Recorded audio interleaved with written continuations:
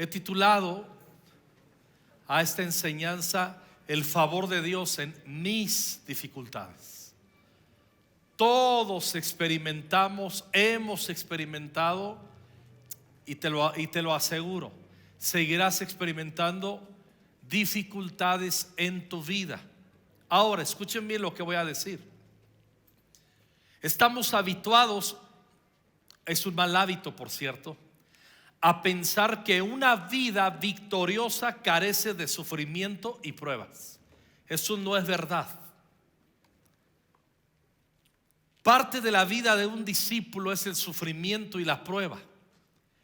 Las pruebas son inobjetables e inevitables, pero todas las pruebas también son llevaderas y salimos de ellas. La palabra de Dios enseña que Dios, juntamente con la entrada a la dificultad, Dios ya planificó nuestra salida.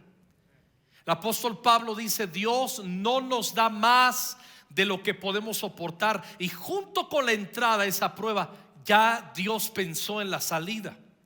Así es que comúnmente nos asfixiamos en las pruebas al no entender el propósito.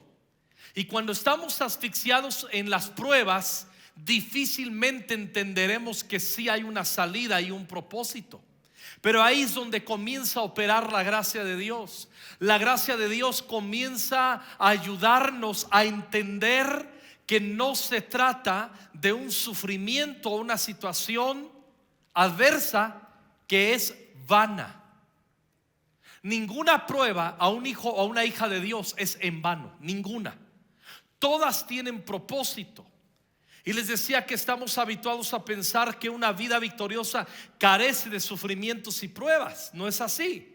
Suponemos erróneamente que quien es fiel a Dios no debe tener quebrantos ni situaciones adversas, porque éstas no corresponden a su integridad. Hace 8 días hablamos y tomamos como referencia a Esther. Recordarán que Esther fue una chica huérfana y que nació en el pueblo judío, que en ese tiempo no estaba padre ser judío. Estaban bajo una sentencia de muerte, pero contra todo pronóstico fue revestida de gracia, navegó en la gracia de Dios y cambió la maldición en bendición, no solo para ella, sino para todo un pueblo. Eso es lo que hace la gracia de Dios. Nos ejercita para soportar, interpretar, entender el propósito de Dios en nuestra vida. Para eso es la gracia. Si tenemos la idea equivocada de que la gracia debe allanar solamente nuestro camino y evitarnos complicaciones en la vida, no podremos comprender lo que refería ahorita, que Esther fue una huérfana, nacida en una nación oprimida socialmente. Tal visión corta sobre la gracia supondría que Esther era una muchacha que no calificaba para ser alguien en quien el favor de Dios fuera evidente. Ahora, los planes de Dios se llevan a cabo por medio de personas llenas de su gracia, que cumplen sus proyectos, por lo cual Él nos forja con situaciones que, si bien en el momento no son entendibles, resultan necesarias para colocarnos en su perfecta voluntad. Cuando era niño, gané un concurso en mi pueblo. A nivel, estaba en la primaria yo, y fui el que representó a mi pueblo ante todo el estado de Michoacán. Concursé. Tenía una maestra perseverante, muy linda maestra, se llamaba la maestra Meche. La maestra Meche le caracterizaba, era pulcra, era súper inteligente y era una mujer que nunca perdía los estribos. Pero cuando me llevó ella a ese concurso, recuerdo perfectamente, sucedió algo que me dejó impactado y con la boca abierta. Era un niño, estaba en 5º de primaria, imagínense nada más. Recuerdo que concursamos, nos dieron a resolver el examen y tardaban mucho en notificarnos quién había ganado, pero era eterno, se me hizo eterno. Y de repente veo que la maestra Meche comienza a actuar detrás de la oficina. Alcanzaba a verla del cristal de la manera que jamás yo imaginaría y que nunca había visto en mi vida. La maestra Meche hasta manoteaba. Y cuando menos me di cuenta, sale enchiladísima, enojada, endemoniada, gadarena la maestra. Y sale echando unas palabrotas. Yo dije, wow, ¿qué le está pasando a mi maestra?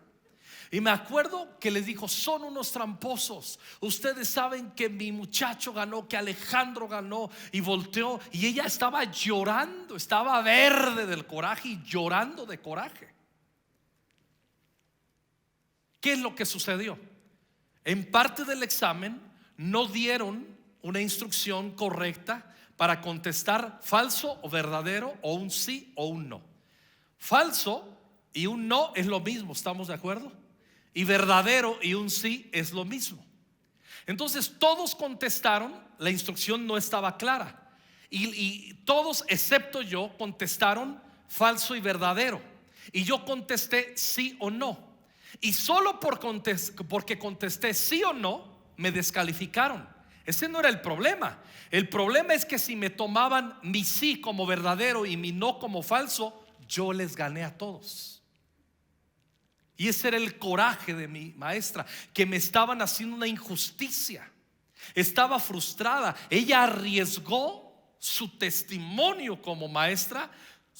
Era una mujer, ya les conté, ecuánime. Yo recuerdo que se inclinó y me abrazó fuerte. Recuerdo su rostro, sus lágrimas. Y volteó y le dijo: ellos dicen que no ganaste, pero tú ganaste. Y ustedes lo van a llevar en su conciencia. Ahí sí estuvo feo. La maestra se pasó cuando dije: la niña que dicen que ganó, ella no ganó. Y ella le dijo: tú no ganaste. Pobrecita, ojalá que haya encontrado a Cristo y sanidad. Estaba fuera de sí. Ahora, ¿qué tiene que ver esto? Yo en ese tiempo era un niño que había vivido eventos en mi vida, escúchenmelo bien, que Dios sabía que a mí me venía mejor una afirmación que una medalla o un trofeo. Una medalla o un trofeo de reconocimiento a un logro académico es muy bueno, pero en ese tiempo yo necesitaba la gracia de la afirmación por muchas confusiones y un espíritu que tenía de menosprecio y de rechazo en mi corazón y muchas cosas. Dios sabía desde el cielo que a mí me hacía mejor la actitud como una osa, como una mamá de mi maestra, que una medalla. Ahora yo lo recuerdo y es extraordinario. La maestra no lo entendió así, porque eran sus logros reflejados allí. Ella era una mentora, era increíble. Pero eso me bendijo a mí. ¿Por qué cuento este testimonio? Para la maestra en ese momento era más importante una medalla o un trofeo que una afirmación. Ella no lo entendía, pero para mí era más importante una afirmación que una recompensa. Cuando no entendemos lo que necesitamos y cuando nosotros nos aferramos a que Dios opere de la manera que nosotros sugerimos que es la mejor, se nos va a nublar el entendimiento de cómo opera la gracia en nuestras vidas. Desde hace muchos años veo mi vida y la vida cristiana de muchos, lo comparo con un rompecabezas. A mí no me gusta armar rompecabezas. Soy súper malo y súper desesperado. A lo mejor soy bueno, pero soy muy desesperado. Los rompecabezas, yo quiero que entiendas esto y te lo digo. Tu vida y mi vida son como un rompecabezas. Pero hay una característica en tu vida y en la mía también. Ese rompecabezas tiene todas las piezas, no falta ninguna. Así es tu vida. Tu vida es un rompecabezas y no se ha perdido ni se perderá ninguna pieza.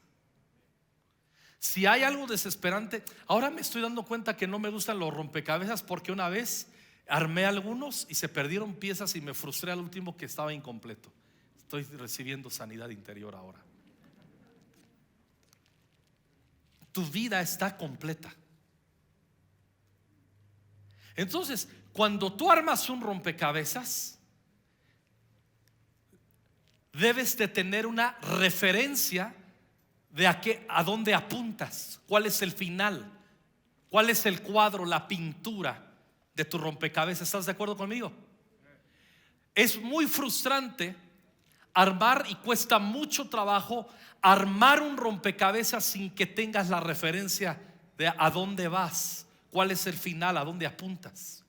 Cuando tú lees la Biblia, cuando yo leo la Biblia, cuando tú haces tiempo con Dios, cuando yo hago tiempo con Dios, cuando yo medito, cuando tú meditas en la palabra, al meditar en la palabra es la referencia de dónde cada pieza de nuestras vidas tiene que ser colocada. Cuando tú pierdes meditar la palabra de Dios, complicas tu vida y la comprensión de la gracia. Y hasta vas a creer que tu vida está incompleta. Tu vida no está incompleta ni es un error, para nada. Daniel con sus amigos fueron llevados cautivos por el imperio babilónico. Y ya estando en Babilonia, acuérdense que era un jovencito Daniel. Tendría quizás 13, estaba en 12, 17. Si hubiera 12, 17, ahí estaría Daniel con sus amigos. Y ellos ya conocían a esa edad la ley del Señor. Y ellos sabían que no podrían comer ciertos tipos de alimentos porque transgredían la ley del Señor. Y eran muchachos rectos y temerosos de Dios. Por eso Daniel 1:8 dice: pero Daniel se propuso en su corazón no contaminarse con los manjares del rey ni con el vino que él bebía, y pidió al jefe de los oficiales que le permitiera no contaminarse. Dios concedió a Daniel hallar favor y gracia ante el jefe de los oficiales. Favor y gracia. A ver, favor y gracia será mejor que no los hayan llevado esclavos, ¿no? Pero hay que quitarnos esa idea. El favor y la gracia de Dios no van a eximirnos de pruebas, como hablamos hace 8 días, pero no nos van a dejar siempre en la vida sumidos en el fango de la desesperación. De hecho, hay un salmo que dice: me sacó de la fosa fatal, del lodo cenagoso, y luego puso mis pies sobre la tierra y enderezó mis pasos. La voluntad de Dios nunca es que nos estacionemos allí en el fango. Hechos 7:9 está hablando Esteban, dando referencia de José, y dice: los patriarcas tuvieron envidia de José, de su hermano, y lo vendieron para Egipto. Conocemos la historia. Y mire lo que dice: pero Dios estaba con él. Hazme el favor. Pues si Dios estaba con él, pues mejor que no lo hubieran vendido y que no lo hubieran encarcelado injustamente de la manera que sucedió. Pero a veces entendemos la gracia como que toda la vida debiera ser y se acomodada a la vida de color de rosa, y no es así. Muchos están pasando situaciones bien difíciles en sus vidas, algunos en sus matrimonios. Algunos no terminan de liberarse de ataduras internas y de pensamientos nocivos. Otros confían en el Señor y no pueden liberarse de esa opresión de la depresión. Otros en sus matrimonios sientes que ya bailó. Otros están bien ellos, pero tienen una aflicción con la salud de algún familiar, de un hijo, del esposo, de la esposa. Todos pasamos pruebas. Y hay pruebas que se alargan tanto que torturan nuestra alma, pero ahí opera la gracia de Dios. Salmo 105, 16 y 17 dicen: el salmista está tomando como referencia la vida de José y la administración de la gracia sobre José para lograr Dios un proyecto. Y llamó al hambre, Dios llamó al hambre sobre la tierra, quebró todo sustento de pan. Dios provocó esa sequía y esa hambruna para luego, en el proyecto de Dios, Dios inició eso. Pero siempre que Dios hace algo, Él sabe cómo va a ir administrando todo y sabe lo que quiere lograr. Dios no dice, ay, se me chispoteó. Dios conoce todo. Él es una de sus atributos. Él es todopoderoso y Él es sabio. Él conoce todas las situaciones, administra todas las situaciones perfectamente y nada escapa de su perfecta y gloriosa voluntad. Nada de tu vida, nada de mi vida. Ahora, quebró el sustento del pan sobre la tierra. Había un proyecto de Dios y tenía que traer esa hambre. Dice el 17, y por lo tanto envió un hombre delante de ellos, a José. ¿Y cómo lo envió? Vendido como esclavo, por favor. ¿Cómo lo envió? Como esclavo. ¿Qué gracia no sería que Dios lo envíe en otra manera menos como esclavo? Pero hay veces que Dios nos va a meter en unos rollos que no vamos a entender y que hasta vamos a sentir que no la vamos a librar. En Génesis 37:28 dice: pasaron entonces los mercaderes madianitas, ellos sacaron a José subiéndolo del pozo y vendieron a José a los ismaelitas por 20 monedas de plata, y estos se lo llevaron a Egipto. Versículo 18, regresando al Salmo 105. Con grillos afligieron sus pies, él mismo fue puesto en cadenas. Génesis 39:20. Entonces el amo de José, ¿se acuerdan de Potifar? Luego que lo acusaron de algo falso, su esposa, y dice, y lo echó en la cárcel, en el lugar donde se encerraban los presos del rey. Allí permaneció en la cárcel. Y en Génesis 40:15, cuando mismo José se presenta delante del faraón y le interpreta el sueño, mismo José, miren lo que le dice: porque la verdad es que yo fui secuestrado de la tierra de los hebreos, y aún aquí no he hecho nada para que me pusieran en el calabozo. Y el Salmo 105 que acabamos de leer dice: con grillos afligieron sus pies, y él mismo fue puesto en cadenas. Charles Spurgeon, el príncipe de los predicadores, este pastor inglés, comentó el Salmo 105 magistralmente, y se los voy a leer. Dice así: el ascenso de José a una posición en la que pudo alimentar a su familia pasó por el hoyo, la caravana de esclavos, el mercado de esclavos y la cárcel. ¿Y quién puede negar que fue un camino recto, el más seguro, el más sabio y quizás el más corto? Ahora, nosotros no lo podemos negar porque tenemos la palabra y leemos el comienzo, el proceso y el final. Y ya cuando estudiamos la palabra de Dios nos damos cuenta de la providencia, soberanía y de la gracia de Dios. Y nosotros podemos hacer conclusiones. El camino para José fue el más seguro, el más sabio y quizás el más corto. Con todo, no parece así ya cuando nos sucede a nosotros. Si tuviéramos que enviar a un hombre nosotros a una misión, nosotros le proveeríamos dinero. José fue como un pobre. Le vestiríamos de autoridad. José fue como un esclavo. Le dejaríamos en completa libertad. José estaba en servidumbre. Con todo, el dinero no habría sido de mucha utilidad cuando el trigo era tan caro. La autoridad habría sido un motivo de irritación más bien que de influencia ante Faraón. Y la libertad podría no haber puesto a José en contacto con el capitán de Faraón o de sus otros siervos. Y así el conocimiento de su habilidad en la interpretación de sueños no habría llegado a oídos del monarca. Charles Spurgeon concluye: el camino de Dios es el mejor camino. El camino de Dios en su trono de mediación pasa por la cruz del Calvario. Nuestro camino a la gloria atraviesa ríos de aflicción. Tenemos que entenderlo. Pero ser afligidos no es ser desgraciados. La desgracia es no entender que es parte del proceso. Y solo es un proceso. No nos va a dejar Dios ahí. Ya lo referí, juntamente con la entrada nos da la salida.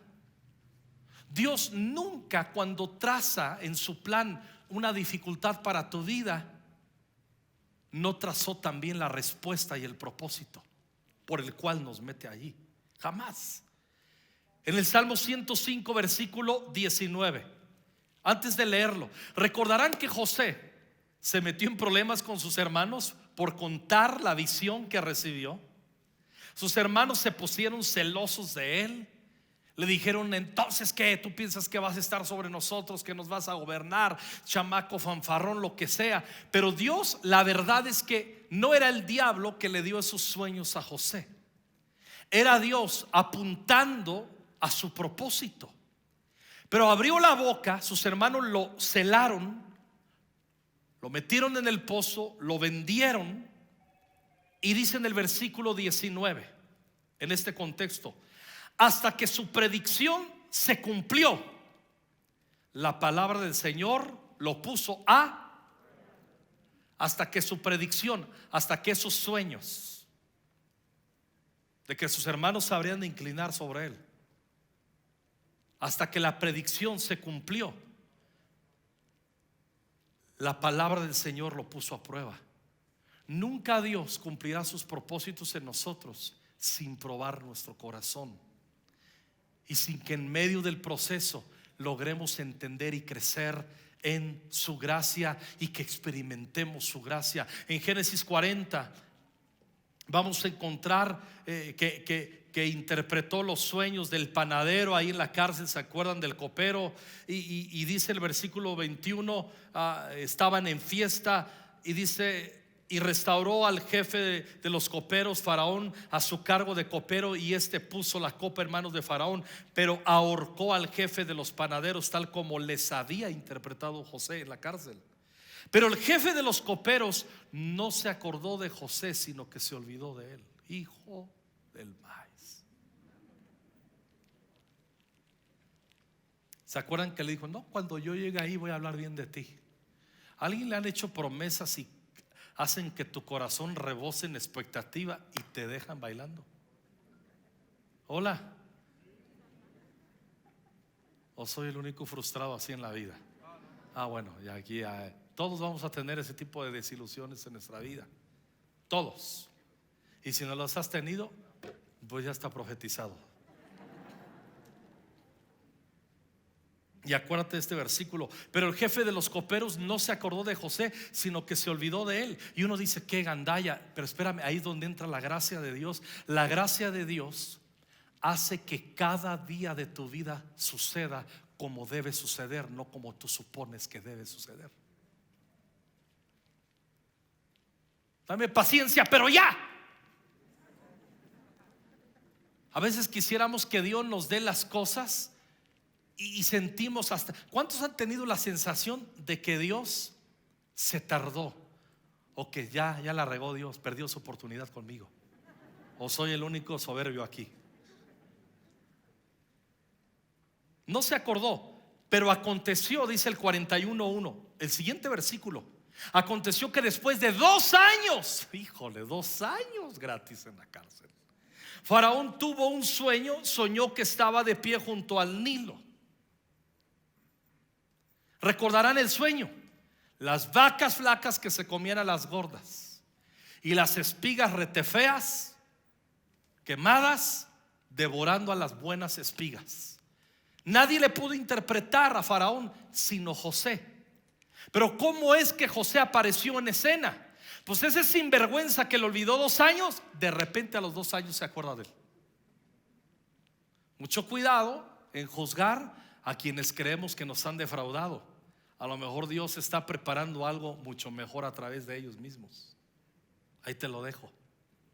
Versículo 9: entonces el jefe de los coperos habló a Faraón: quisiera hablar hoy de mis faltas. Cuando Faraón se enojó con sus siervos y me puso bajo custodia en la casa del capitán de la guardia, a mí y al jefe de los panaderos, él y yo tuvimos un sueño en una misma noche. Cada uno de nosotros soñó según la interpretación de su propio sueño. Y estaba allí con nosotros un joven hebreo, José, un siervo del capitán de la guardia. Y se los contamos y él los interpretó los sueños. No se interpretó los sueños, a cada uno le interpretó su sueño. Tal como nos lo había interpretado, así sucedió. A mí me restableció Faraón a mi puesto, pero al otro lo ahorcó. Salmo 105:20. El rey envió, habla de Faraón, y lo soltó, habla de José. El soberano de los pueblos lo puso en libertad, lo puso por señor de su casa y administrador sobre todos sus bienes, para que encarcelara a sus príncipes a voluntad suya y a sus ancianos enseñara sabiduría. Cuando vamos a Génesis 41, regresando al 39, y dijo Faraón a José, una vez que le interpreta los sueños: pues que Dios te ha hecho saber todo esto, no hay entendido ni sabio como tú. Tú estarás sobre mi casa, y por tu palabra se gobernará todo mi pueblo. Solamente en el trono seré yo mayor que tú. Dijo además a Faraón a José: he aquí yo te he puesto sobre toda la tierra de Egipto. Estoy leyendo ya el tiempo de la manifestación del propósito de Dios en su vida. Pero previo a esa manifestación tuvo que pasar injusticias, pruebas que no las entendía.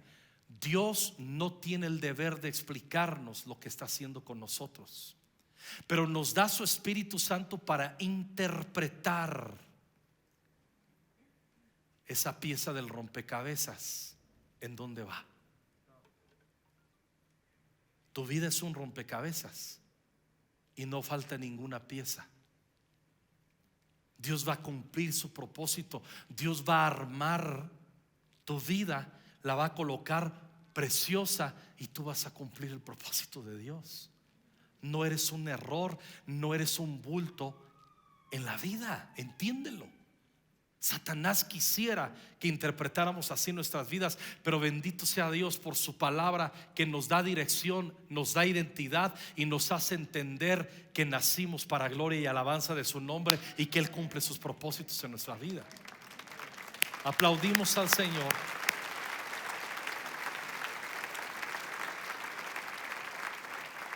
Ahora, en el proceso, regresamos al proceso. Génesis 39. Cuando José fue llevado a Egipto, Potifar, un oficial egipcio de Faraón, capitán de la guardia, lo compró a los ismaelitas que lo habían llevado allá. A ver, pero el Señor estaba con José. Ahí es donde uno dice: pues si hubiera estado, pues no lo venden. Pero en la aflicción Dios estaba con él. Que llegó a ser un hombre próspero y vivía en la casa de su amo el egipcio. Vio su amo que el Señor estaba con él, y que el Señor hacía prosperar en su mano todo lo que hacía. Así José halló gracia ante los ojos y llegó a ser su siervo personal, y él hizo lo mismo. Él lo hizo mayordomo sobre su casa y entregó en su mano todo lo que poseía.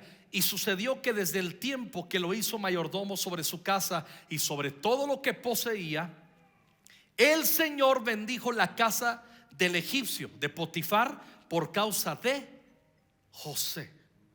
No dice que bendijo a Potifar por amor a Potifar, fue por causa de la gracia que estaba reposando en la vida de José. Pero José estaba en una prueba, y José estaba como esclavo, y José había sido vendido y traicionado por sus hermanos.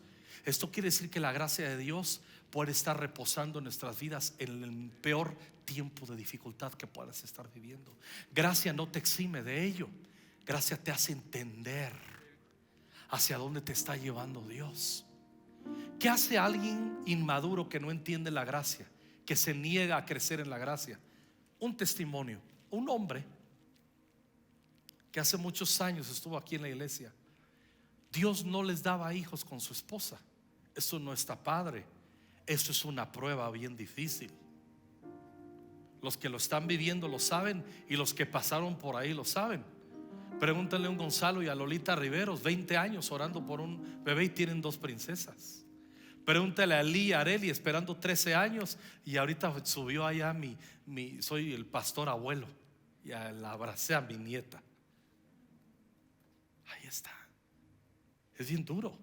Pero no entendía la gracia de Dios. por infantil en su fe, y dijo esto: Dios es bien gacho conmigo, no me da hijos. Y le dije: hey, cuidado. Dice: es gacho Dios conmigo. Le digo: Dios no hace excepción de personas.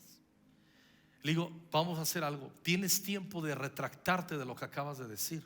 Y dice: Dios es gacho conmigo, no me da hijos, y se acabó. Y le dije: así dice el Señor.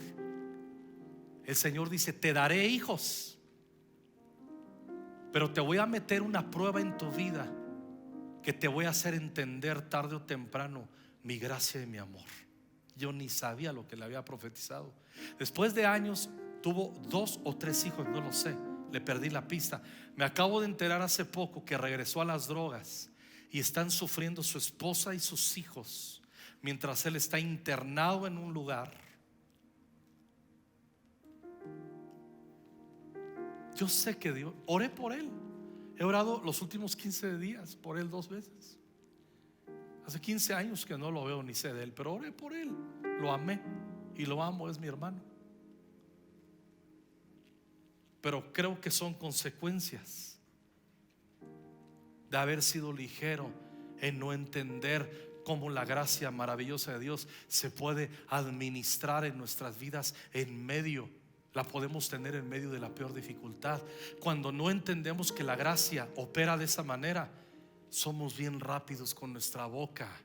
Y me da miedo decirlo, porque no sé si soy tan valiente para soportar pruebas que solo de pensarlas mi corazón se derrite. ¿Cuál es mi confianza?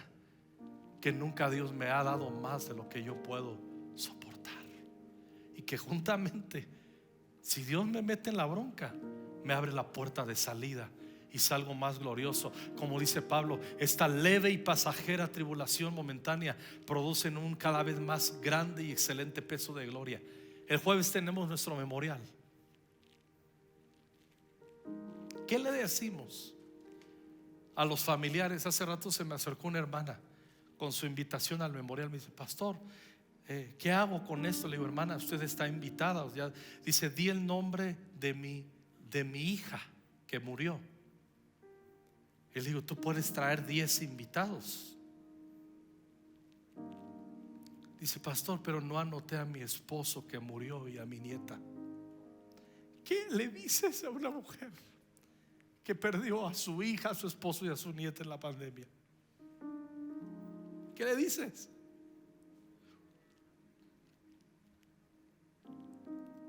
Es una tontería hablar lo que no sabemos. Lo menos que podemos hacer es honrar la memoria y bendecir al Señor por el tiempo que nos concedió a nuestros hermanos aquí. ¿Qué le digo a esta mujer que trae el quebranto metido en el corazón? ¿Tú crees que mi mejor cátedra y mi mejor teología tienen el poder de sanar su corazón?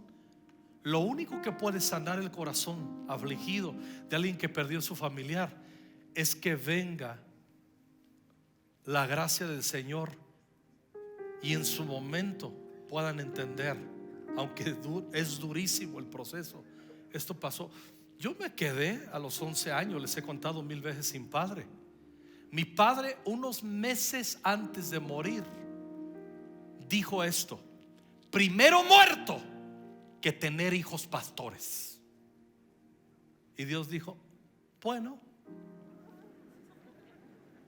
Y en menos de un año murió. Fue difícil para mi mamá. Es súper difícil crecer sin un papá.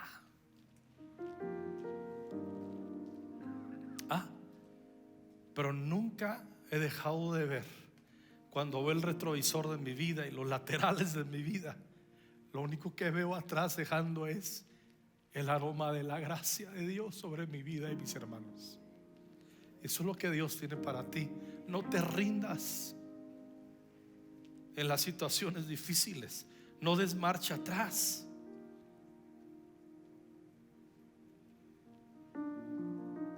¿Se acuerdan que ese mismo hombre al que halló gracia Potifar, su mujer sensual, calenturienta y chismosa, lo acusa y termina en la cárcel injustamente José? y el 39:21. Pero el Señor estaba con José en la cárcel, le extendió su misericordia y le concedió gracia ante los ojos del jefe de la cárcel. Pues mucho gusto. Gracia ante los ojos de la cárcel. Gracia no sería que le hubiera hecho justicia y que hubiera venido algún sirviente y diga: hey, señor Potifar, está mintiendo su mujer. Ese es el cuadro que yo me hago. Pero Dios permitió que injusticia viniera sobre José, porque siempre Dios trabaja a proyectos en nuestras vidas, y hay momentos, incidentes duros en nuestra vida que no lo vamos a entender. ¿Tú crees que una mujer que entregó su corazón a un hombre y fue al altar y dice: te voy a amar, y aquel baboso por ahí se fue con otra? ¿Tú crees que a la semana la mujer dice: pues se la perdió y la chancla que yo tiro no la vuelvo a levantar? Es imposible decir eso. Son meses de preguntarse: ¿qué le pasó a este hombre que genuinamente ganó mi corazón y conquistó mi corazón? Son cosas terribles que no tienen respuestas prontas. Pero cuando pasa el tiempo y tú te abandonas a la gracia de Dios, comienzan a hacerte clic. Ahora entiendo. Ahora entiendo. Ahora comprendo. Salmo 66:10.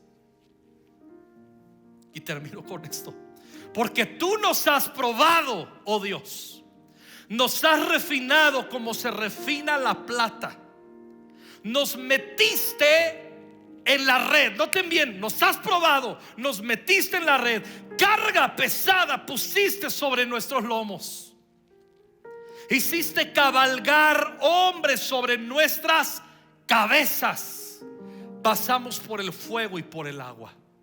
Vaya versículos. Esos versículos están hablando de pruebas en la vida para un hombre que amaba a Dios, de situaciones adversas. Pero me encanta el fruto. Pero tú nos sacaste a un lugar de abundancia. La meta de la prueba es la abundancia. Pide la gracia del Señor. Gracia es decirle: Señor, no entiendo, me duele, apresúrate a socorrerme, Dios de mi salvación. Obviamente muchos de ustedes se casaron, hombres, mujeres, te casaste con ese muchacho que estaba en fuego, y de repente te casaste y es un hijo de Dios que no sirve ni para levantar una silla en la iglesia. Y tú te enamoraste de él porque andaba en fuego, bien entrón y todo eso. Ya nomás se casó y se dedicó a él mismo y a traer dinero a la casa. Pero tú te casaste con él o con ella porque dijiste: voy a desarrollar un proyecto con este hombre, con esta mujer que tiene fuego. Y ahí estás todo frustrado y el diablo te dice: te equivocaste. No te equivocaste. No está padre lo que estás viviendo, pero si perseveras en la gracia, Dios va a terminar sacándote a un lugar de abundancia, trasladándote a la abundancia. Termino. 13. Entraré en tu casa con holocaustos, a ti cumpliré mis votos. Pero aquí viene un rollo que me rompe la cabeza. A ti cumpliré mis votos, los que pronunciaron mis labios y habló mi boca cuando yo la estaba pasando súper. Así dice. No. Voy a cumplir los votos que pronunciaron mis labios y habló mi boca cuando yo estaba en angustia. En el peor momento de mi vida, no dejé de tener una conexión y un espíritu de adoración y devoción en tu presencia.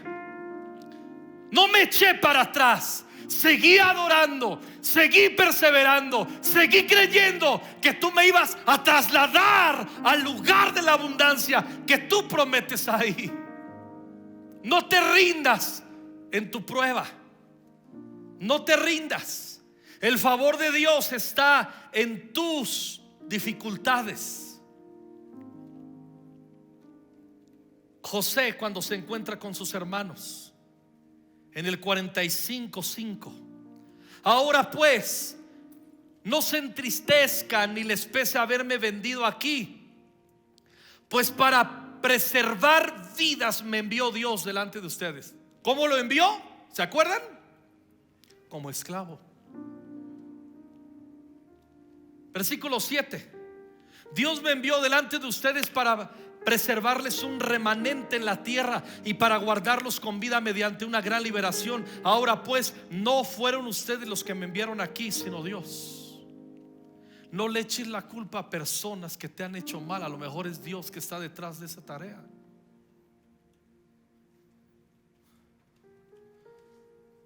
Yo no les he contado. Yo tenía unos sueños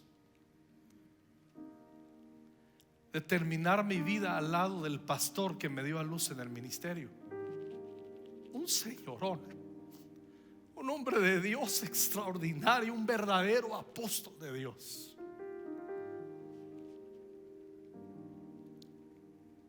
Era bien jovencito yo, y yo decía, yo con este cuate me quedo el resto de mi vida. Me daba paternidad, confiaba en mí, me afirmaba, me proveía de dones. Era un hombre que me tenía en gran estima. Yo tenía una gracia delante de él extraordinaria. Un verdadero padre en la fe y un verdadero hijo en la fe intencional. Yo dije, me hago viejo con este hombre aquí. Pero llegó un momento en que hubo dificultades en su vida. Él descuidó su corazón. Es un asunto de él con Dios. Y se desconfiguró en su fe. Cometió actos vergonzosos delante de Dios que nos obligaron a muchos a separarnos de su ministerio, porque de por medio no había arrepentimiento ni restauración. Tú no te imaginas cuántos años yo lloré.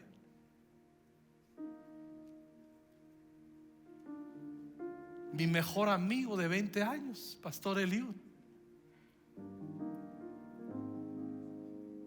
de repente en un tiempo difícil él ¡pum!, se va. Una locura. Durante un año diario le lloré. Dije, y sentía que él me había traicionado, porque habíamos hablado de proyectos juntos para toda la vida. Cada quien tiene sus pruebas en la vida, pero si en ese momento tú no sabes interpretar, y a veces interpretar no es que Dios te explica, la interpretación es, hay un plan y eso te da paz.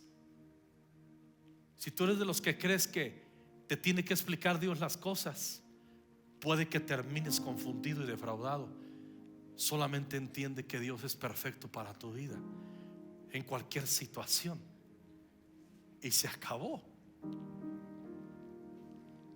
La gracia de Dios no debe de ser considerada como el recurso que nos evitará situaciones complicadas, inexplicables y dolorosas en la vida, pues Dios mismo las permite. No obstante, en medio de ellas seremos dirigidos al logro de sus propósitos en nosotros y nos convertiremos en una fuente de bendición para otros. C.S. Lewis, el autor de las Crónicas de Narnia, en uno de sus pensamientos cristianos, en su filosofía, escribió: Dios nos susurra en nuestros placeres, habla a nuestra conciencia, pero grita en nuestro dolor. Que Dios grite en nuestro dolor: te amo. Que Dios grite en nuestro dolor más fuerte que nuestro propio dolor. ¿Por qué Dios grita en nuestro dolor? Porque cuando estamos doliendo, nuestro sonido es muy fuerte, pero siempre Dios tiene que gritar para que sea más dominante su voz en tiempo de aflicción en tu vida. El jueves va a ser un día muy especial y vamos a escuchar el grito de Dios diciendo a quienes perdieron sus familiares: hey, te amo. Y a lo mejor no entendemos nada o poco. Y lo que les he dicho por muchos años, y quiero que lo guarden en esta temporada y cuando yo no esté: Dios nunca ríe cuando tú lloras. Ese es el Dios que yo conozco. Nunca he escuchado que Dios se está riendo cuando yo estoy llorando. Nunca. He escuchado al Espíritu Santo que intercede conmigo y por mí y me ayuda. Qué importante es la oración. Tu rompecabezas no está incompleto. Estás confundido de dónde ponerlo. Ve el manual, se llama la Biblia, y le va a dar sentido. Lees la Biblia y tendrás respuestas y cobrarás sentido un montón de asuntos que no entiendes. Hay